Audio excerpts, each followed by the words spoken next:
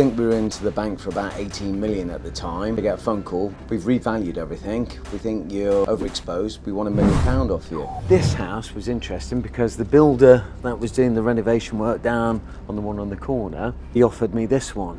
He offered it me for 300, then he dropped the price to 250. It kept dropping, then it dropped down to about 180, and then eventually he dropped it down to 167,000. I even built it for 167,000. So we said, yeah, we'll take it. So I had the pleasure of spending a couple of days in Portugal with Goff, a multi-millionaire property investor and an ex-tax exile. Met all the accountants. I think we had about 8 accountants at the time, all scratching their heads. What about being a tax exile if I just sell everything? Could do, a bit drastic. Right, where can we go? Every solicitor like 8 countries at the time. Usual ones like Monaco, Gibraltar, Andorra. Portugal was one of them. Went back, saw the wife and said, right, we're leaving the country. She didn't take it too well at the time. It didn't go down well. There was a few tears there that night. 48 hours later, we're on a plane, flying out, looking, came out. Who could not like it? For a month. I think I spent about 3 days and about 4 months in England. One down here on the corner. This was the first one we purchased here. Got for 61,000. Complete renovation.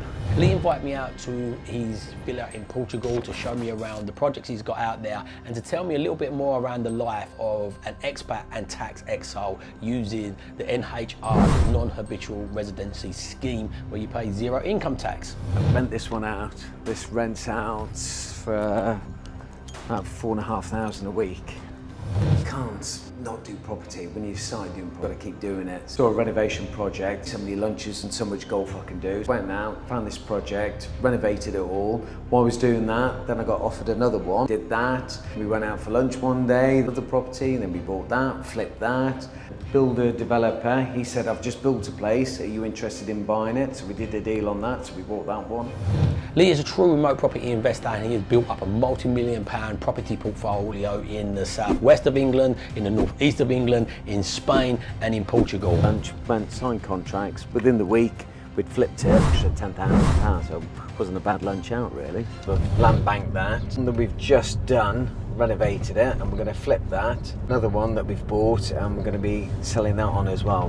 At 20,000 on that one, and should sell it for around about 150, 160. I think I was sat in the Lilo, wasn't I? It does work. Remote investing. You don't have to be there. It's perfect. This is one that we're purchasing. Put all the figures out and all works. We drag all the money back out again, so we're into it for no money. Infinite return on that one. It's done about 10, probably from this pool. Lee holds nothing back in this video. He shares how he built his portfolio, how he nearly lost his portfolio, reason why he had to become a tax exile when Section 24 come out, and ultimately at the end he tells us about getting set up and how he got set up as a tax exile in another country, and he reveals his portfolio value. So if you want to know what he's worth, make sure you hang around to the end, and please smash the like button as well. It really does help these videos.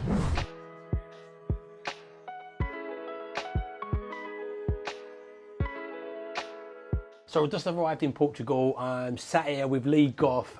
He's kindly invited me out here to spend a day in the life with him, see what's going on, to obviously explore the tax benefits. Lee lived here. For how long did you live here for, Lee? 7 years. 7 years. So Lee fully took advantage of that when Section 24 come out. We'll talk about that throughout the day.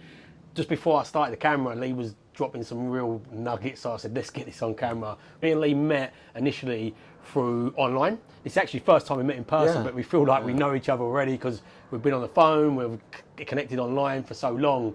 But it all started when I started talking about remote property investing, and Lee used to send me a picture on his Lilo in his villa saying, I just bought another house from Portugal. Of course it can, because I kept on saying, look, you've got to break that myth, you can buy properties from anywhere. Even when I've been with Lee this morning, he's dealing with his portfolio, his business, all from his phone. So Lee, let's get back to it anyway. We're just talking about 2007. Yes, you said about the lending and the leverage and exposure, because obviously we're going through a time now, aren't we, where people are a bit, do I buy, do I not buy, and when you're going through the cycle. So no, I think it's fantastic time now, because so many people are just running scared, aren't they? Mm-hmm. And if you can get the deal to stack up at these interest rates, it's going to be cracking. Absolutely. If they stack now, they're going to stack going forward, Definitely, aren't they? So tell us, Lee, what was it again? You were saying you you come into there, you had more, because the conversation was going on Mortgage Express. Yeah, we went back to 2007, which was a tough time. So everything was going really well. I think we were into the bank for about 18 million at the time. Then I get a phone call, Mortgage Express, and they're coming along. And they said, we've revalued everything. We think you're overexposed. We want £1 million off you. So they called us in for a meeting. So we had several meetings, and I said, well, I haven't got £1 million spare. So we negotiated, and we turned all the mortgages into repayment. And that appeased them, and they were fine after that. So that's how you weathered that then? So we weathered that, but then we had another bank, Lloyd's Bank at the time. Okay. What's that saying? The banks are willing to give you an umbrella when it's sunny. And then as soon as it starts raining, they want to take it away. Yeah. And boy, they wanted to do that. So Lloyd's, similar sort of thing. They said, we've looked, revalued some of the properties. We think you're overexposed. We're not going to call in the loans, but what we are going to do is increase your margin by about another 4%. So what was a good deal didn't stack up then at the time. So that one was a little bit different. I decided to sell the properties, and I actually got the price that I valued them at, not what they valued them at, but still didn't appease them. But we got rid of them. So. Interesting. So what's your attitude at the moment then? You're saying you've only got some deals on now, so you're saying buy. To me, it's fantastic. A lot of landlords are running scared now. Obviously, they've got the interest rates going up, Section 24, all the reforms that are coming in. So a lot of landlords are tired and want to get out. So one deal that we've done this week, we wanted 60,000. We did it for 50, and then we sent the valuer in, and now we've renegotiated down to 45. And it's fully tenanted, and we'll probably get it revalued back up about sort of 60,000, 70,000, do a little bit of work to it, and that stacks up, and then we can get all our money back out again.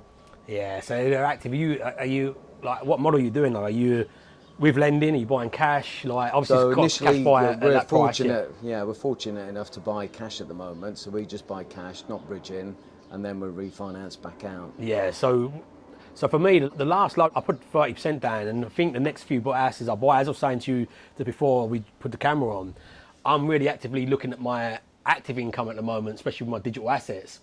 And all I'm doing is just buying properties. I love BRR, but I'm not so worried about the BRR at the moment. My portfolio is nowhere near as large as yours.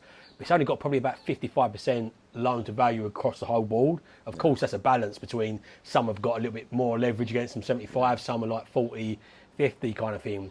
And I remember somebody looking at it the other week saying, how comes that's like, why have you not leveraged against it? I said, because I've not really got the desire to, I'm not worried. And also, like, I'm not saying I've got a crystal ball, but I knew at one point we're going to start hitting a bit of a rockier time with rates.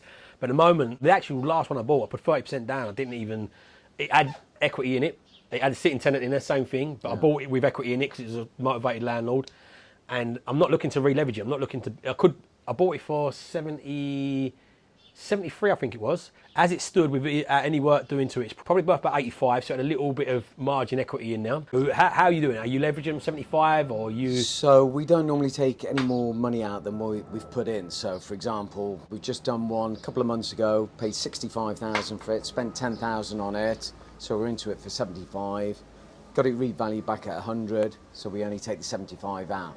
And then now what we do, not all of them are repayment, but I would say sort of 2 we do interest only, and then the third one we'll do repayment. Yeah, I'll do that as well. Because we need that little bit of margin there for maintenance, etc., tax. Yeah.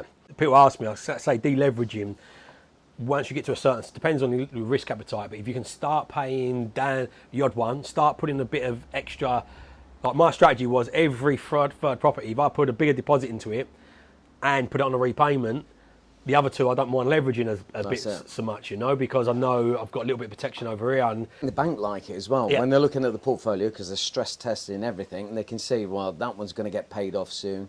And some of the terms we're doing, we can get them paid off in like 10 years. Yeah.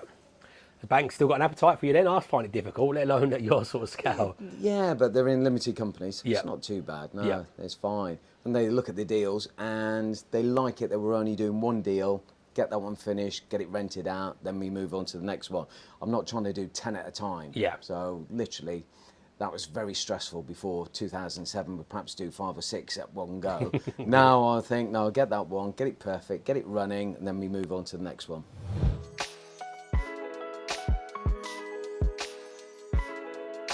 This is the main one you lived in. You got 4, but this is This was the main one I lived in.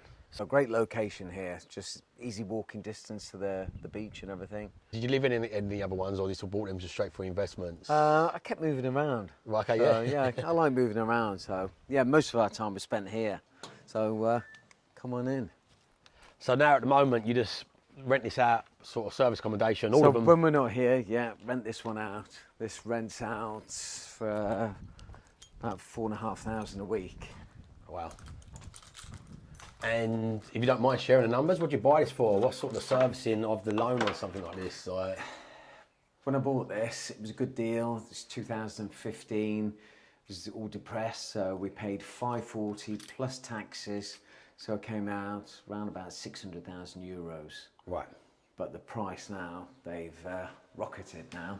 Going for about 1.2 to 1.5 million now. Oh wow. So what's the occupancy rate like in something like this then? And how do you deal with the management? During the summer, it's virtually full all the time. Yeah. No problem. And then we just book it out ourselves when we want to stay here. We've got very good cleaners. Got a really good team here that look after it, manage it. Very fortunate. Tradesmen that are willing to come in at any time. And how do you find them? What was it difficult to find them? Or? We've got social networks now, haven't you? So yeah. It's very easy. Good recommendations.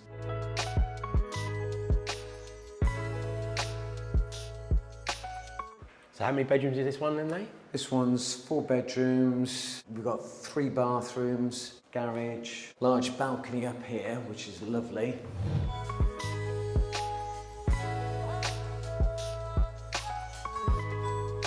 Quite a lot of development going on here now. So they're going to be building, looks like they've started now, building some villas there, but I think they start around about 1.5 million. So you're going to carry on buying it out here, or No, I'm not going to carry on buying out here now. It's gone up too much in price, has it, or what's the? To get the numbers to stack now, it's a bit more difficult Yeah. now. So if I had to pay 1.5 million, just wouldn't work now. Right. For this. So that's a question as well. As I said, my sister's got a bit of money at the moment. How easy it for like she's got a dream of owning an abroad like property. Like, what is the realism of doing that in somewhere like Portugal? Like, I would do Portugal over Spain. We've got property in Spain as well, but yeah. this is a lot better. The return's a lot better. I would definitely do it more in Portugal. Yeah. So we got a fantastic deal on the mortgage when we did it. It was 1.5% fixed for term, so that was over 25 years, wow. which is incredible. Yeah. What could somebody like with a lower budget, like a little apartment? Where's the sort of entry level over here? Around this sort of area, you're probably looking around about 300,000. Yeah. But again, you're going to get fantastic occupancy. Yeah. You've got to go for the right location. It's got to be near the amenities, near the beach. Golf courses around here, is there? Fantastic for Yeah. golf courses. I think we've got about 42 in the area. Oh wow. Plenty to choose from. Yeah, I know. That's what gives it a bit of winter season as well, because a lot of people come in the winter for the golf, don't they? That's the high season. He owns something to do with tulips or something in Holland, some big factory. Yeah. And from what I understand, that's Gavin and Stacey's director over there that stays in that villa or owns that villa. Then we've got an ex-footballer, neighbour.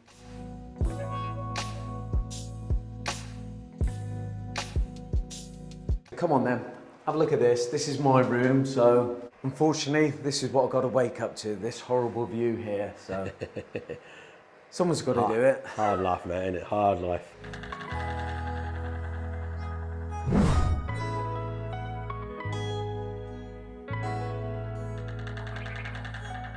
So you moved back to the UK, but you're not hardly in the UK. Moved back to the UK, but I'm hardly ever there. So this year, Mexico, America, Italy, Portugal several times, Spain several times. Yeah, just all over. Oh, Dubai for a month. Got that. So nice. I think I spent about 3 days and about 4 months in England. So what's the idea behind coming back? Obviously, you had the tax benefits from here. Wouldn't it not have been better for you to stay here, travel, and pop into out of the UK? Kids. Right. Made us move back because the kids, they were getting older. They wanted to go to college back in the UK, and the college that they wanted to go to wasn't here, so they couldn't get the course. So moved back to the UK. They've done the course now. Now they've finished that.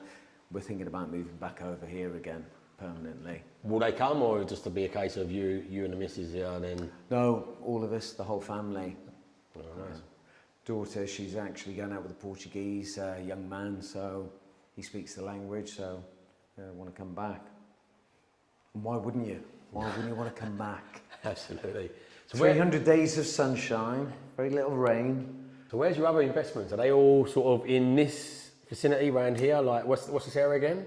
So what happened, you can't not do property. When you start doing property, you've got to keep doing it. So I was out here, saw a renovation project. There's only so many lunches and so much golf I can do. So went out, found this project, renovated it all. While I was doing that, then I got offered another one to do. So we did that. Then we went out for lunch one day. Then we saw another property. Then we bought that, flipped that. And then the builder developer, he said, I've just built a place. Are you interested in buying it? So we did a deal on that. So we bought that one. Yeah. Is it difficult with builders out here? Like, it can be very difficult. Yeah, everywhere. It's trying to get used to their mentality. Sometimes, yeah, we'll do it tomorrow, We've got a good team now, so if we need stuff doing, we're quite fortunate. Yeah. We're very fortunate with our housekeeper and everything. She's fantastic. that is a key behind it. Like you say, you've got to kiss a few frogs, haven't you, to find your prince. I think the hardest thing that we found was trying to find an accountant. So we've got a really good accountancy firm out here now. That's down in Elmansill. It's a large firm. Any crossover from your UK, like did you buy this in the UK business, or did you buy this? So no, this is bought in personal names here, but then you've got double taxation treaty. So you declare your tax here. So if you're resident back in the UK, you have to declare it over there. Yeah. Good old HMRC likes a little squeeze out of things, don't they? Definitely. Can you not keep the money out here and? No. Because you're tax resident back in the UK, you have to declare your worldwide income.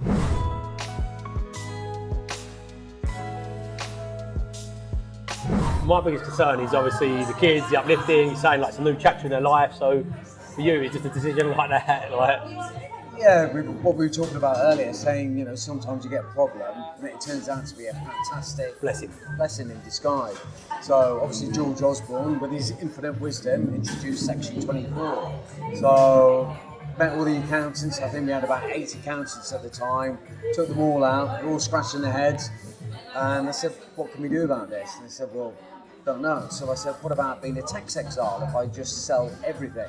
They said, could do, a bit drastic, but I said, right, where can we go? So they gave us a list of like 8 countries at the time, so usual ones like Monaco, you've probably heard of, Gibraltar, Andorra, Portugal was one of them.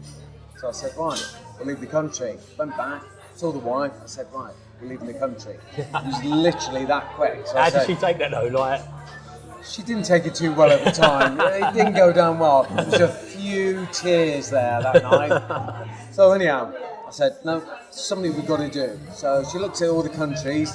So we went for Portugal, basically because of the schooling. Yep. So came over, 48 hours later, we're on a plane, flying out, looking, came out, and who could not like this? Yeah. I mean, this is just literally paradise. but I must admit, I went to buy it a while ago and I couldn't see myself living there. It's hot all year round. This has got the season still. Like the temperature now is just beautiful, isn't it? You know, like it's 22 today, but it's just lovely. You know, like.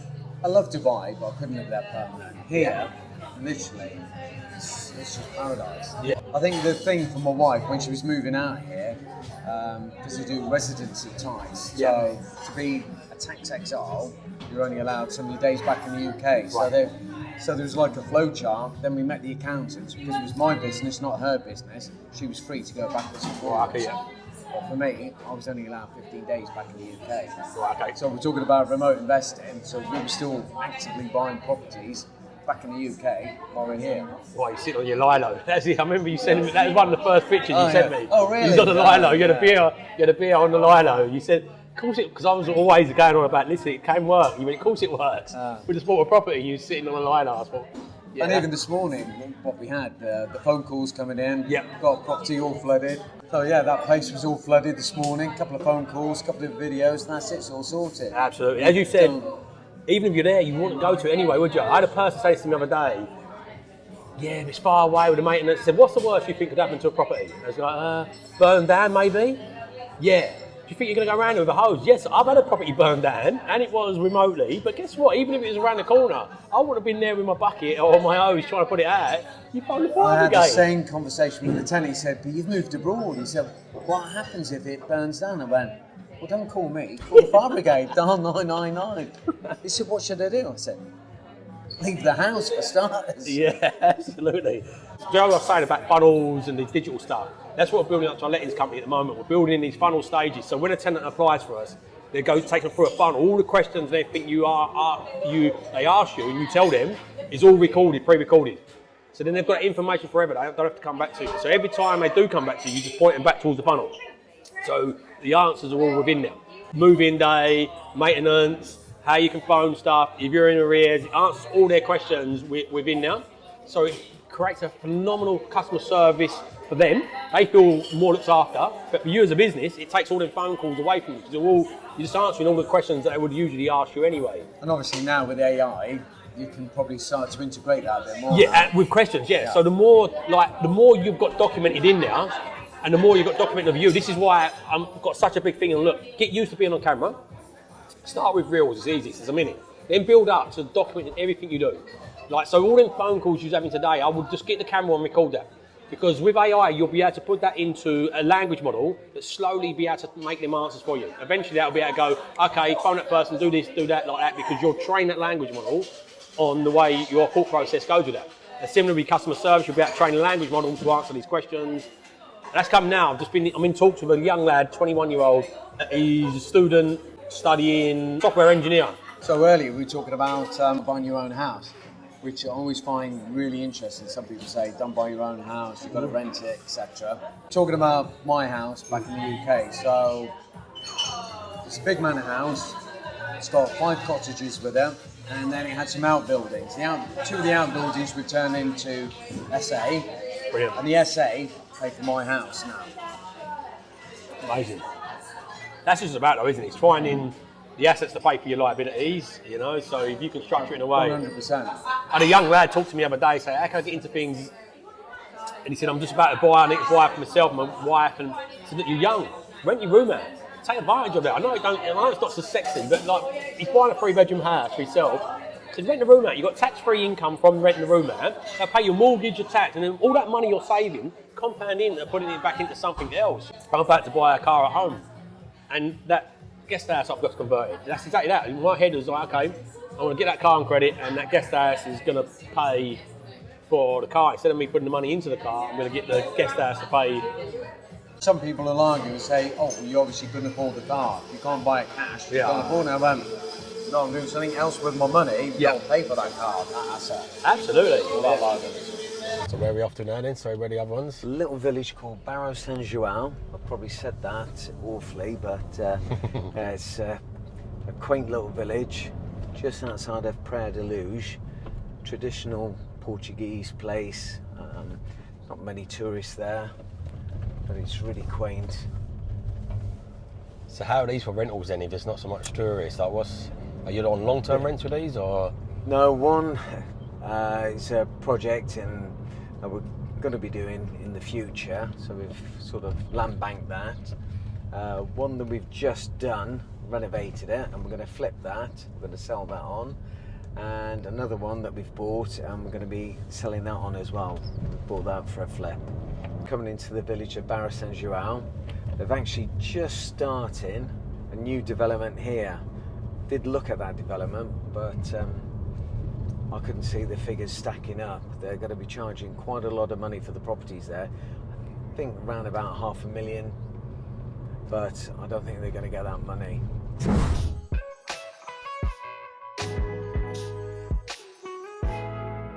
Little one here we've purchased. This is going to be a little development project. We've got to renovate all of this inside. Just started it. We've got to do the kitchen. The bathroom's been done. Just a traditional little house. Is the flip one, is But it?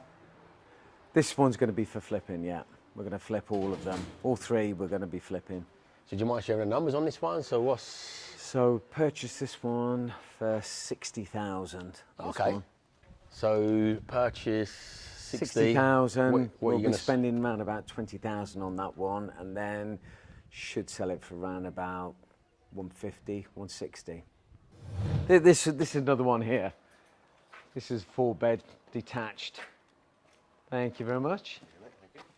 So is this one of the projects then? This one here? Yeah, we'll show you that one just in a sec. This one down here on the corner, this was the first one we purchased here. This one we got for 61,000, but it's complete renovation. So everything back to just the bare walls. Back to brick. Back to brick. So all three of these you're going to flip on them, you say? Yeah, we're going to flip these. Yeah, all three. So this one we have been renting out, so the tenants have just gone. So now... What, like sort of long-term tenancy let? No, just short term, but they wanted it for quite a while, so we'll just jump in here. So this used to be a garage, this part.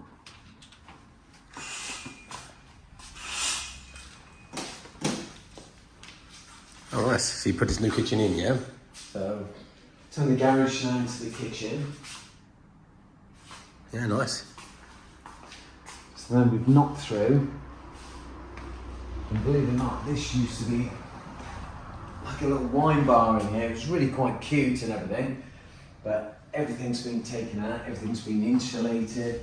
And in Portugal, they struggle with humidity and a lot of damp and black mould. So we've installed a positive airflow system in here. Yeah, I like them.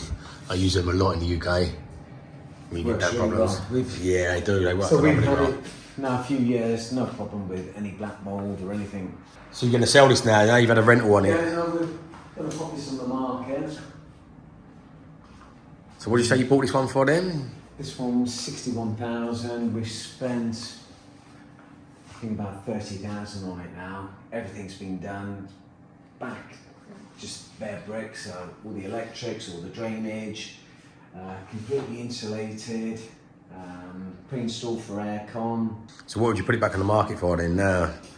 Believe it or not, this will probably go for around about 275,000 now. Oh wow, so what did you say the refurb was? 60? No, about 30,000. 30, sorry, yeah. So, Wow. so all fees and everything were into it for about 100,000. Oh wow, so great markup. But a lot of that increase is because the market has increased. That's correct. Oh okay, yeah, so you've rid the market upwards. It's just literally... So at the time of purchase then, what would the end value have been on this then? Time of purchase probably around about 150. Okay. Time. So a lot of it's just because the market is rocketed.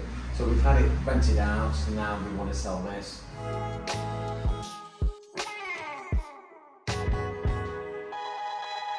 All of these properties here, I know the local developer, he's just purchased these.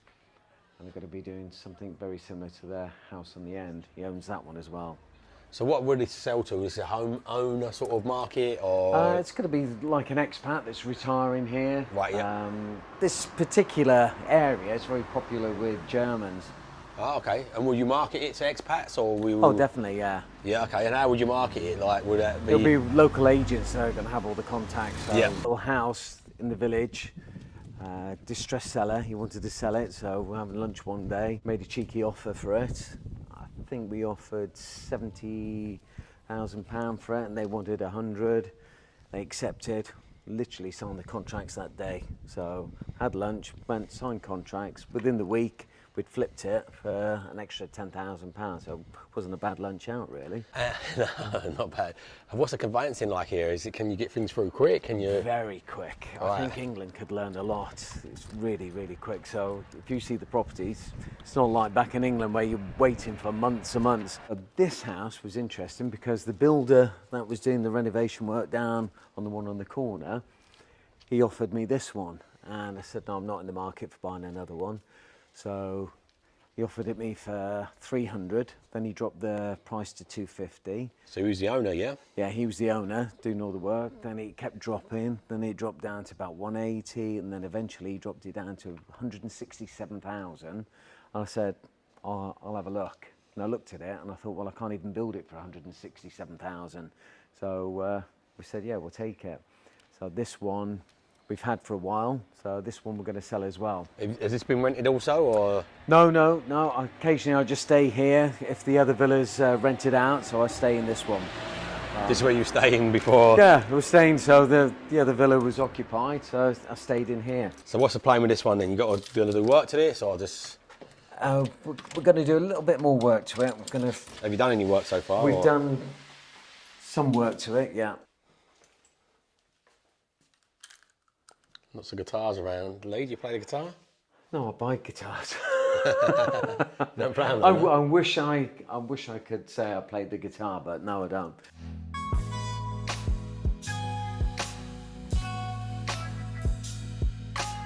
So what are you going to do, like a similar thing, like new kitchen, just like a refurb? And yeah, we're just going to do a light refurb on it. It's fairly new. It's probably about 15 years old, the house. So. Oh, is that it? Yeah. Yeah, we'll do a light refurb on it.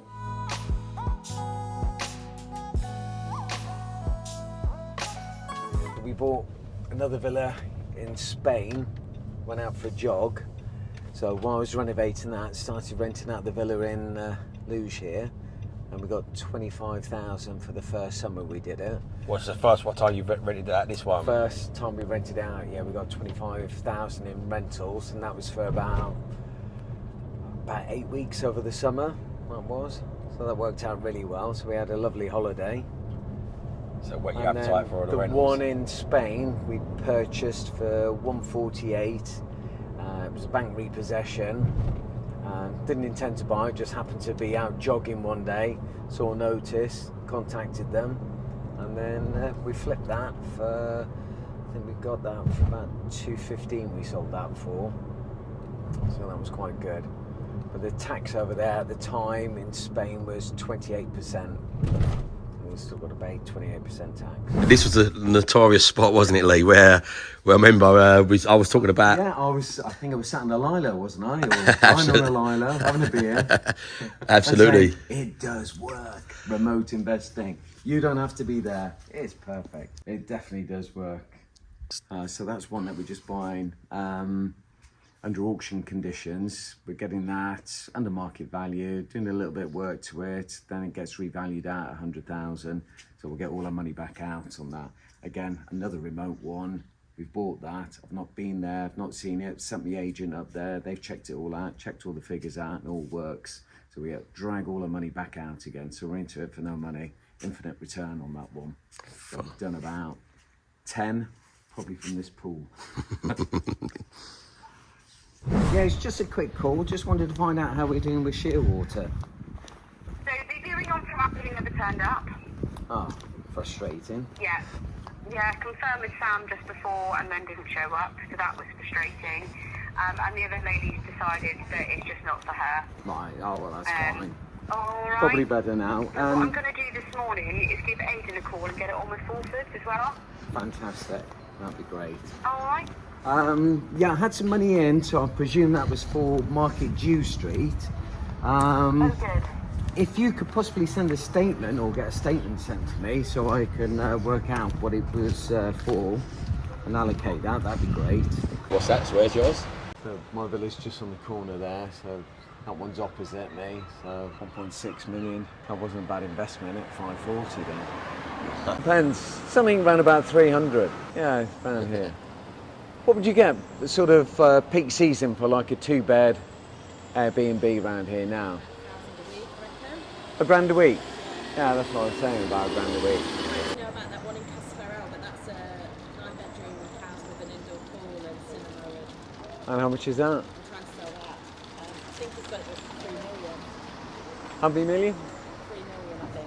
I think he's got it up for. I think Sam's got it in there, you know, Sam Wow. Oh yeah, yeah. I think he's got it in there. Yeah. First day we moved here, got great memories. We sat there, had a full English breakfast there, the whole family was there. And yeah, it was quite emotional because obviously dragging all the family out of the country to a new place, yeah, it was a big decision, but yeah, best one we ever made. Thank you. Nice to see you. Lovely seeing you. How's it going? Yeah, fantastic. Nice to meet you. Nice to meet you, mate. Come on in. It's my wife, Abby. Excuse my Hi. how you decorating, do you? Oh, this is Harvey. Abby. Hi, nice to meet you. Nice to meet you. Nice to meet you. Come on in. Wow, Yeah. This has been done today. Shoes off or? No, but it's covered in dust. So. Ready to start. Yeah. Did you see any pictures of it before? I did. It was like 1980s Russian, Soviet bloc. It really was, yeah. But, yeah. This was the outside window, and that was the balcony. That was a balcony. So we just took the window out, pushed the. We got a new window coming in here, and that grill's going to be gone. You got amazing views from here, so I thought, nice place to have a coffee in the morning. You know, so. Have you got the photo of it before? You won't believe the difference. Yeah. We moved in, Lee, and I thought, what have we done? We've really fucked up this time. Dude, I was like nearly in tears. This is too much work. Let's have a think before. Oh my God. If you want to have a look at that. Oh wow. That was it. So we kind of, I mean, it's never going to be It's your signature, this. penthouse flat. As soon as you walk in, you go, this is Dave and Abby. Oh my God. This is my favourite room downstairs, Luke. I like that room. Did you see that one before? Shown that room before. That was really bad. All of it was kind of, I don't know why, because the building was built in 1998, but they were still using products from the 1970s. And they really were. Probably did get it from the Probably, Soviet. yeah. So I put in all new floors. So what's this floor then? It's a laminate floor, but it's a French oak, so it's got quite a substantial bit of proper wood on top of it. Yeah, it feels nice on the Nice, foot. yeah. And then that was Oh, that was a constantine. that was like a big door, a big door with a concertina door on it. So I thought, well, I'll just block that up, and we put the barn door on it for a bit of effect. And then this Oh, I love it. And this could be an office or we've got it as a bedroom at the moment. And then I just kept the original hole and turned it into some shelves just to kind of add a feature. Brilliant. So that'll be the barbecue area. We haven't done that yet. As you can see.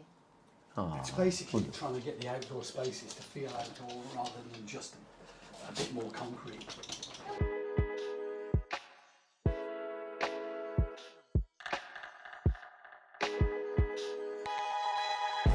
So it's basically trying to turn. I mean, we got, this is not done yet. So I've just put this out here just to kind of. gonna do a have bit your of space. signature like plants on the Put a walls. water feature there. Because it's a nice space. It's not that bad views, it is what it is, but it's never going to be the overlooking the ocean. But just to give us somewhere a bit of an outdoor space. There Don't it get rid of goes. these weeds coming out of the ceiling. And then I'm busy wrapping this. That's going to be wrapped all the way up. And I've got a big driftwood chandelier similar to that one there above the dining table hanging down here. That window is being replaced with one big pane of glass because that's beautiful. This is kind of stepping in back in time to what it was originally. I'll show you that bit in a minute. I've got plans for that. And this is the only room we finished up here. Oh, I like that. Lovely smell. So that we've finished that bathroom. Oh, nice with a black accent. Yeah, really nice. And basically, I'm gonna take my hat off to you. It's fantastic. well, we've always gone with the idea that when someone's buying a holiday home, they really want to be visiting a hotel that they own. Mm-hmm.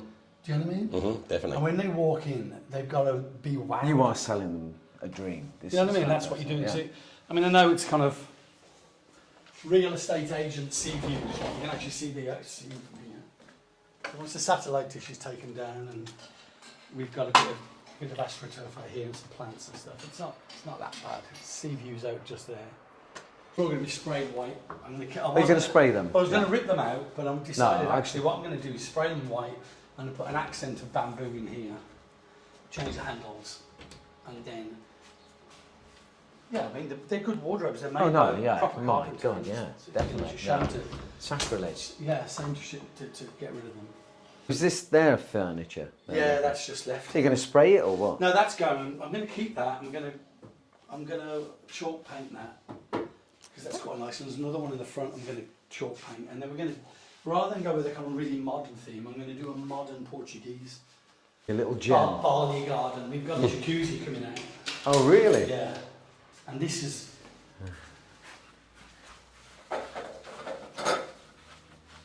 This is like... How private is that? I know. There's actually another piece the same size as this up there. I was going to put a handrail. That belongs to this. Yeah.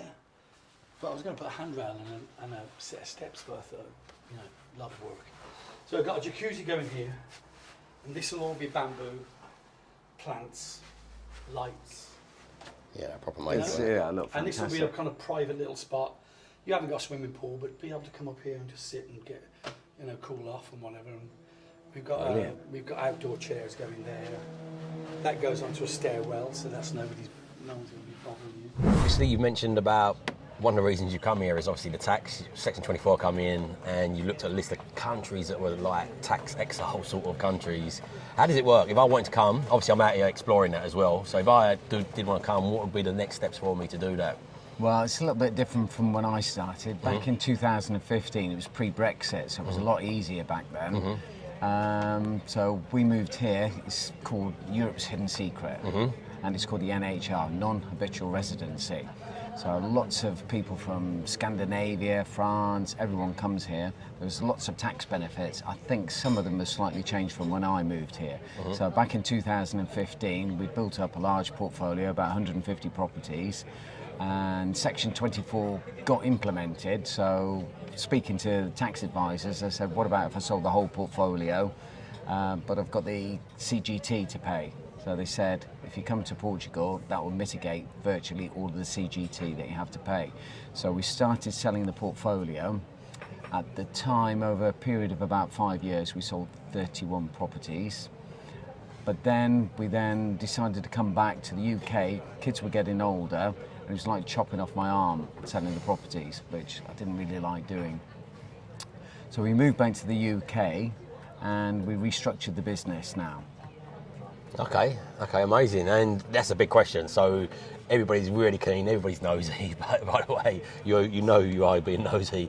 But so what sort of portfolio you've got now? What's it look like? You've sold 30 yards, what's your portfolio look like now? What sort of rent rolls? Yeah, quite funny. So even though we sold 31, we probably bought the same amount in limited companies and other entities. So we did that. So the portfolio stayed roughly the same. So we still got about 150 properties. Think value, depending now, property values have gone down anywhere between 20 and 25 million now. Oh, amazing. So Lee, look, it's been amazing. Thank you so much for being a host and inviting me out here. I've really enjoyed it. It's not a bad spot, is it? It is not it's bad not a at bad all. life, really. I could definitely buy into this. I am really seriously tempted. Even if I buy somewhere out here, I'm really seriously tempted. Your hospitality has been absolutely amazing. So how can people connect with you? Where are you showing up? You can connect me on Instagram, Goff 68. Excellent, amazing.